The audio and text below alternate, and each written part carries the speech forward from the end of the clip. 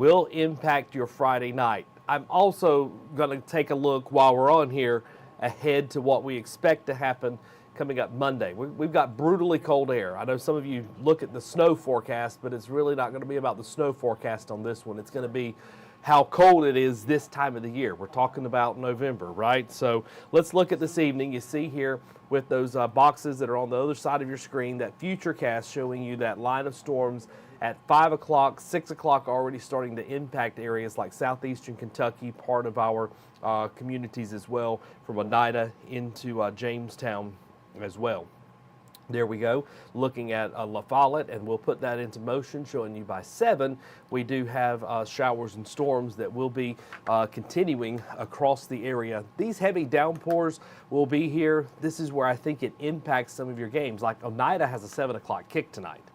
So those gusty winds, that may not delay the game, but lightning will. So we've got to pay close attention to how close that lightning is to the stadiums across East Tennessee. And of course, if it's within so many miles, they have to delay the game, and then they wait so long after the last lightning strike to go back out on the field. So we could have some issues for the rest of the evening hours, and you see that here with us. So we fanned that out at 8 o'clock, nearly all of us under the gun with some of these stronger storms, the heavy rainfall, the winds will be picking up as well.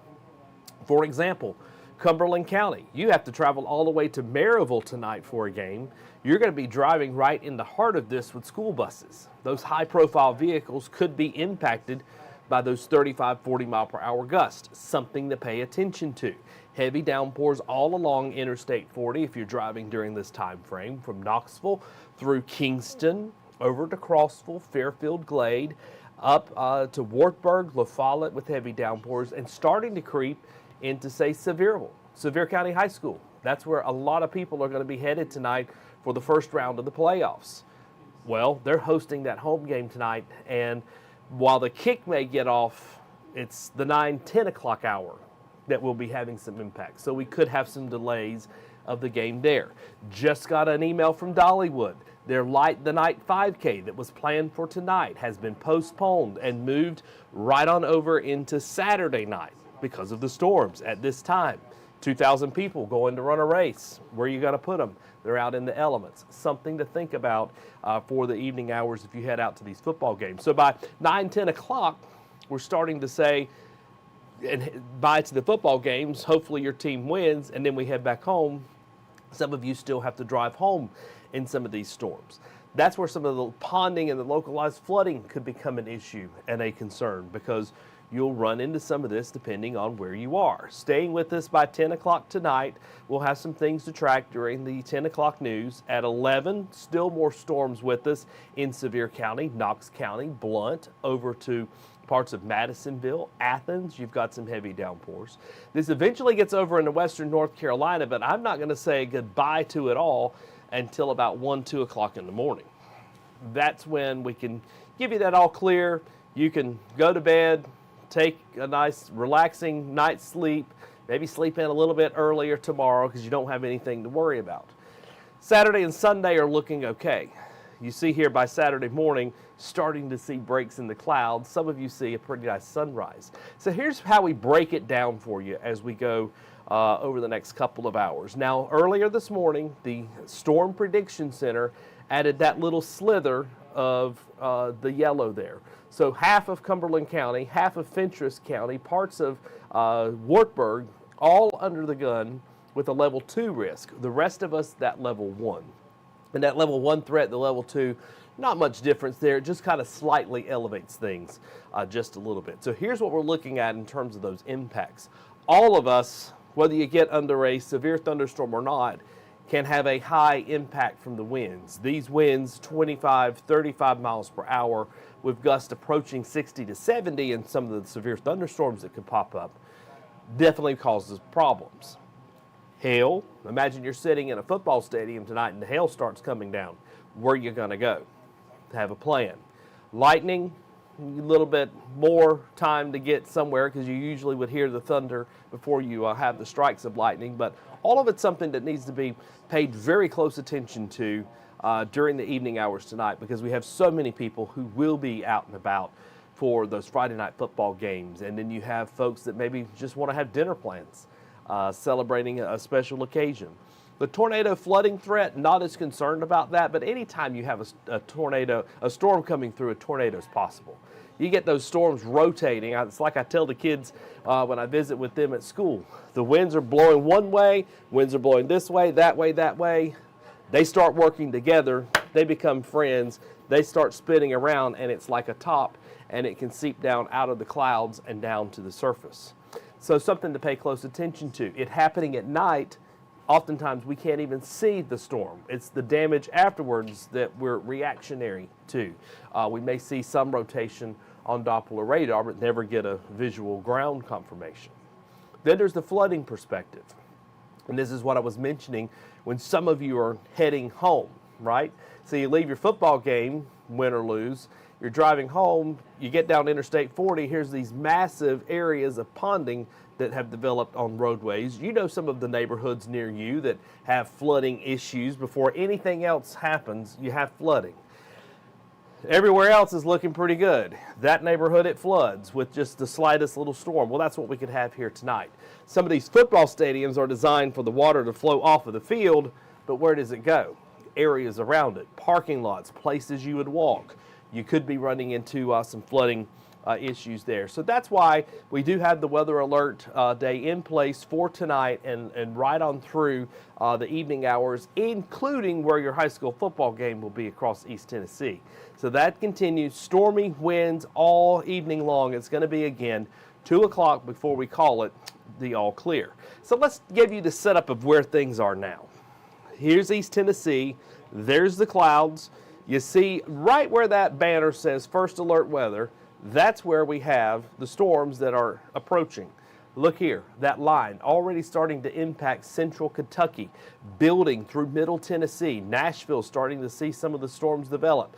All of this out ahead of it. And think about how warm we are. You step outside, it's warm. I mean, I had to take my jacket off. I don't need it right now. Well, we're going to combine that with some cold air. When they clash, they don't like each other very much, and that's where we get some of the nasty storms from. So your first alert forecast for the rest of the day, we'll dive right on into this thing. Probably not the day to sit on your back porch, but maybe you can get out there for just a minute before things turn really nasty in your neighborhood. Again, if you're Knoxville, Sevier County, 6 o'clock, it's just some clouds and wind. But then by the time we get into the 8, 9 o'clock hour, we're all talking about these gusty storms with this first alert weather day. Showers, storms, lightning, thunder, hail, all a possibility here. And staying with us through the evening hours. As always, if you can do it safely, you can take a picture to share with us in your first alert weather app.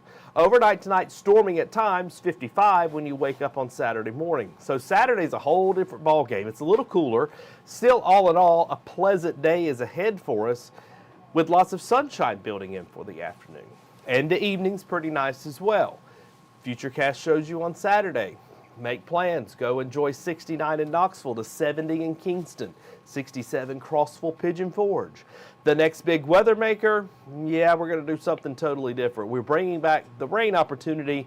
We're bringing cold air so that rain transitions into snow. I don't want you to get excited that you're going to be building a snowman. It may cause some delays on Monday morning for folks who have to head back to school. We're not building a snowman here. Think about how warm the ground is. I looked it up. Knoxville, the ground is 56 degrees right now. It's warm.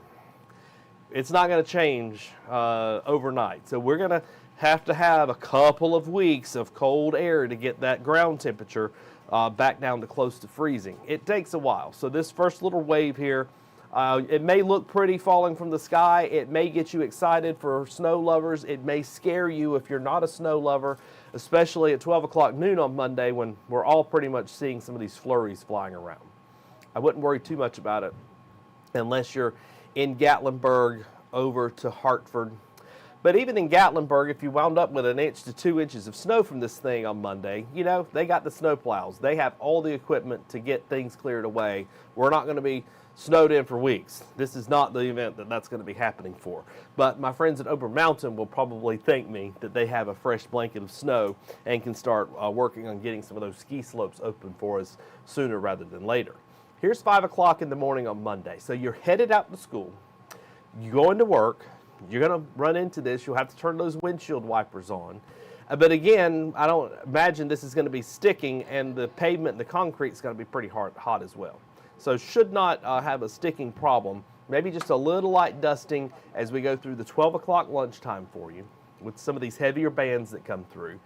And if there's anything at all that stays on some grassy surfaces or anything across Cumberland County, parts of Fentress County, that's about it, other than the highest elevations of the Smokies. I imagine Mount LeConte will be able to send us some pretty good pictures of that first big snow. Of course, we had that small snow just a couple of days ago. Now we're talking about the big snow that really may impact them, even at the higher parts, where we're talking about 5,000 to 6,000 feet. But we're all talking about even at 1,200 feet getting something.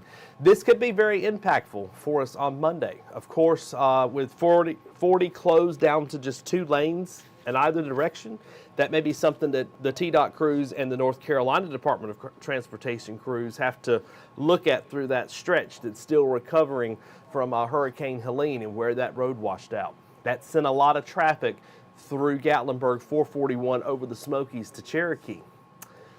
That road probably and very will may close, because parts of the park will close when there's snow and ice.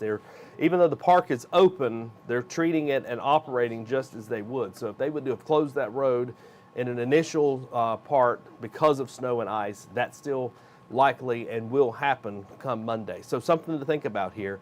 But you see here, even though we had that little burst of snow from, say, lunchtime to 4 o'clock on Monday, by this solution, nothing's happening, and that's pretty much what we're expecting here. So you're lucky if you get an inch of snow in Middlesboro, but I think most of what we're seeing here, what falls versus what sticks, will be a totally different story. We could have 3 inches of snow fall, but it will melt.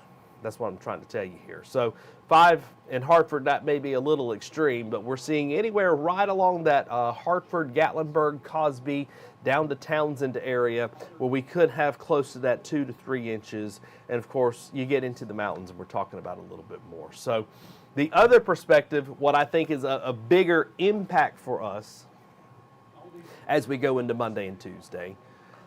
I mean, look how cold this thing is. This is 2 o'clock in the afternoon. Most of us are maybe trying to have a lunch break. You go outside, sit back, relax. Not on Monday. Those winds are going to whip around, and those winds are going to drive the feels like down into the teens. If you've not dug out your winter weather wear, you need to do that this weekend, because you're going to need it on Monday. Especially those of you who work outside. Maybe you're outside for a small period of time and you run back in, you're still going to need that big coat. I mean, you're talking about the big coat that starts from here and goes all the way down. The big trench coat type coats will be needed on Monday. The mittens, the scarves, all of the above. Because 17 is where we are in Crossville on Monday. 2 o'clock in the afternoon, 17 measly degrees. 28 in Knoxville to 27 in Clinton. Not doing much better when we get into Morristown at 27. This is at 2 o'clock. By 4:25 Knoxville, whoop-de-doo. We've done a lot there. The winds will continue to whip around. It is just going to be brutal.